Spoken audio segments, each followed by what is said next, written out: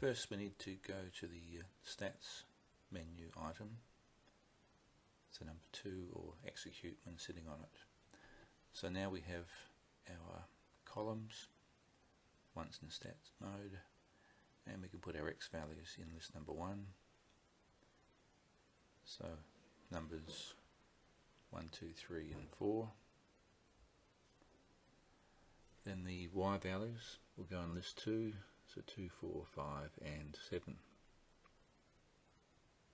Alright, next we're going to go to graph. So we hit graph here, and we need to set the graph first up. So make sure your window appears as this, so the graph type is a scatter plot, which is just the points. And we can then exit and then hit graph number 1, and we've got our scatter plot. Now if we were to draw a line of best fit, we need to choose calculate first here,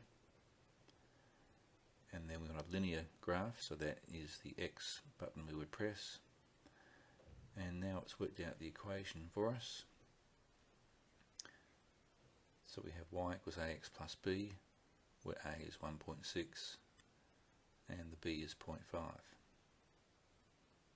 So y equals 1.6x plus 0.5 is the equation of our line of best fit. Now I've got copy and draw, two options here. If I click draw, it draws the line of best fit through those points, and you can see it doesn't quite go through all of those points. If I exit and recalculate and go X again and get my two options, now copy. If I press copy, it'll copy it into my graphing menu item on the calculator. Hit execute, and if I now go back to my menu, go to graph mode, which is number 5 here. So I'm going to scroll across and hit execute. Right, there's the equation. But you'll notice the equal sign here is not highlighted. So I need to select that equation, so hit select, and now we can see the equal sign has a black rectangle over it. So now I can draw in my graph function my equation. Now gsolve is very handy. If I hit gsolve, I can calculate x and y values.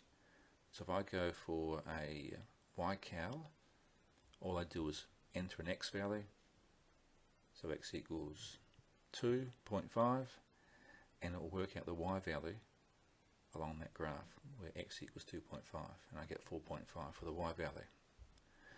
Likewise, gsolve, and then go for my xcal, I can enter a y value, and it will give me the appropriate x value. So if y equals 6, there's my point, there's y equals 6, and there's my x value at that point. So it's a very handy feature on the calculator. So we copy from stats mode into graphing mode. So there's our original set of points.